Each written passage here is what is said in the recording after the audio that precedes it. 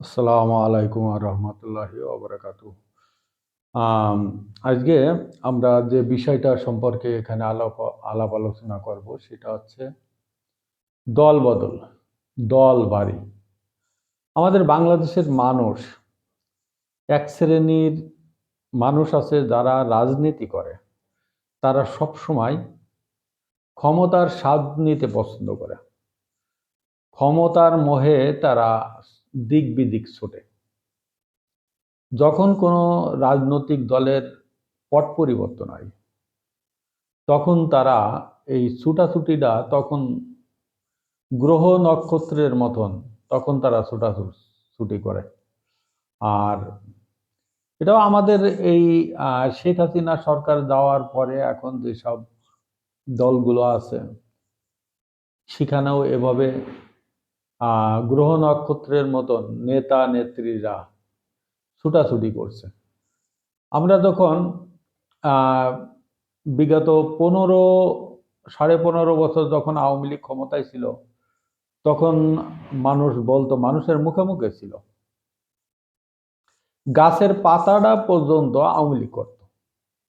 আপনি যে কোনো বিল্ডিং এর পাশ দিয়ে হেঁটে গেলে মনে হতো সেই বিল্ডিং এর ইট গুলো আওয়ামী লীগের কথা বলে। মানে তখন বাংলাদেশে এমন একটা অবস্থা, মনে হতো যে একটাই দল আছে, সেই দলের নাম আওয়ামী লীগ। বিএনপি, জামাত, জাতীয় পার্টি থেকে সমস্ত অধিকাংশ নেতা নেত্রীরা তারা ক্ষমতার স্বাদ পাওয়ার জন্য সব দলে দলে আওয়ামী লীগে এসে ভিড় করতে লাগলো। আর তদ্রূপ আওয়ামী লীগও এক শ্রেণীর মানুষ, এক শ্রেণীর আওয়ামী লীগের লিডার, তারা ওই দল ভারী করার জন্য বিভিন্ন দল থেকে আনলো।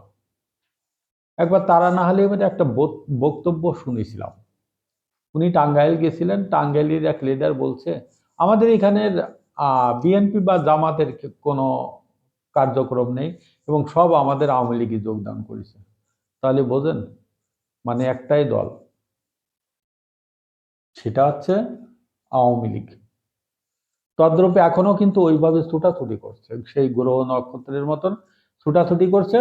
এবং তারা আহ গতকাল শুনলাম সম্ভবত সালাউদ্দিন সাহেবের এলাকায় 40 জন জামাত কর্মী, জামাতের লিডার সহ 40 জন তারা বিএনপিতে যোগদান করেছে। ওদিকে কক্সবাজার আওয়ামী লীগের 30 জন বিএনপিতে যোগদান করেছে। এইভাবে দল বদল চলছে। আমাদের অনেকে আছে যে যারা দল বদল করে, এরকমের কয়েকজন লিডারের কথা বলি। স্রেফ 2 জন লিডারের কথা বলবো যারা ডাক সাইটে লিডার। যেমন আমাদের ঢাকার খালেক সাহেব, উনি সর্বপ্রথম রাজনীতিতে আসেন আমাদের মরহুম প্রেসিডেন্ট ইরশাদ সাহেবের দল জাতীয় পার্টিতে। এই জাতীয় পার্টিতে উনি যোগদান করেন। একবার সাংবাদিক ওনাকে জিজ্ঞেস করেছিল যে আপনি শুধু দল বদল করেন কেন?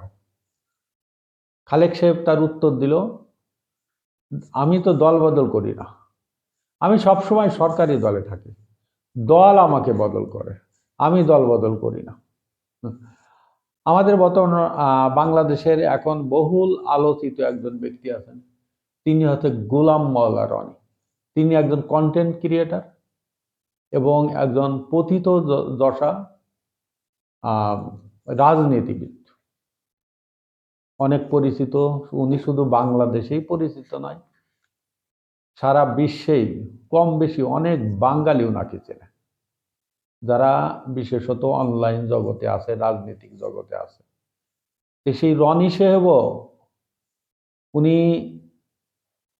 জাতীয় পার্টি, বিএনপি, আওয়ামী লীগ, মোটামুটি জামাত ছাড়া সব দলেরই উনি করেছেন, স্বাদ গ্রহণ করেছেন।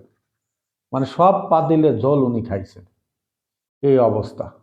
এখন উনার মতন ব্যক্তি সমালোচনা করা আমাদের আসলে উচিত না, কারণ উনি অনেক বড় মাপের একজন মানুষ। কিন্তু আসলে ওই চলে আসলো, কথায় কথায় চলে আসলো। তা এই জন্য বললাম 2001 সালে বিএনপি তাদের দলে লোক নিতে নিতে এত পরিমাণে লোক নিছিল যে বাংলাদেশের মোট ভোটারের থেকেও জনসংখ্যা বেশি হয়ে গেছিল, তাদের দলের লোক বেশি হয়ে গেছিল। তাহলে বোঝেন কোথায় তারা যখন 2001 সালে নির্বাচিত হয়ে ক্ষমতায় আসে, তারপরে বিভিন্ন যেখানে যাইতেন সেখানে অবস্থা কি যা আওয়ামী লীগ, জাতীয় পার্টি, জামাত, অন্যান্য সব দলের লোক গিয়ে বিএনপি যোগদান করে। তা তখন আমরা পত্রপত্রিকায় শুনেছিলাম, তখন আমরা দেখেছিলাম, আমাদের কানে আসছিল যে বাংলাদেশে যে জনসংখ্যা অর্থাৎ যে ভোটার, সে ভোটারের থেকেও বেশি বিএনপির মানে কর্মী। তাহলে আপনারা বোঝেন এখন ওই যে আকাশে বাতাসে পাতালে যেখানে আপনি যাবেন সেখানে এখন বিএনপি, জামাত। 70 হাত মাটির নিচে গেলেও এখন সে বলবে যে আমি বিএনপি। সব দল থেকে এখন বিএনপিতে আপনার যোগদান করছে। এখন আবার নতুন আপনার বিএনপির একটা নতুন একটা দল বেরোয়েছে, এটা হচ্ছে ভাই দল। এই ভাই দল আগেও ছিল 2001 থেকে 2006 পর্যন্ত, এখন ভাই দল হয়েছে। এই ভাইয়েরা বিশেষ করে সব দলের লোকগুলো নিয়ে জড়ো করছে বিএনপিতে। এরা সবাই তারেক জিয়ার অনুসারী। এদেরকে বলা হয় অঘোষিত ভাই দল। তা এইরকম বাংলাদেশের রাজনীতি যেদিকে জোয়ার আসে ওই দিকে মানুষ ধাবিত হয়, এ হচ্ছে অবস্থা। তো এই মানে এইটা পরিবর্তন হবে, এই নেচারগুলো পরিবর্তন হবে কবে কিছু বুঝতে পারছি না। তা আমার মনে হয় এগুলো পরিবর্তনে একটা নির্দিষ্ট একটা নিয়মের ভিতরে আসলে বাংলাদেশের রাজনীতি, জনগণ, দেশ সবাই উপকৃত হতো। শুধু দর্শক, আজকের মতন আমি এখানে শেষ করছি। আমার চ্যানেলটা সাবস্ক্রাইব করে আমাকে এগিয়ে যাওয়ার জন্য উৎসাহিত করবেন। আসসালামু আলাইকুম ওয়া রাহমাতুল্লাহ।